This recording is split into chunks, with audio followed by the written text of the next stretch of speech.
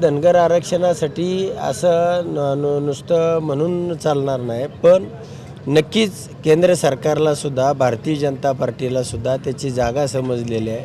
हा धनगर समाज जर बाजूला गेला तर काय होऊ शकतं, ह्या राज्यामध्ये त्यांची दैनावस्था आज काय झालेली आहे हे त्यांनी पाहिलेलं आहे.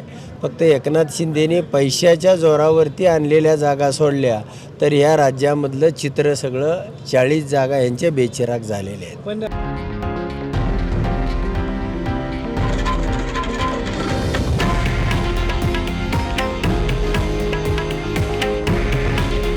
हे आहे देशातील नंबर 1 न्यूज नेटवर्क आणि आपण पाहत आहात TV9 मराठी. काळजी तुमची, हित महाराष्ट्राचं.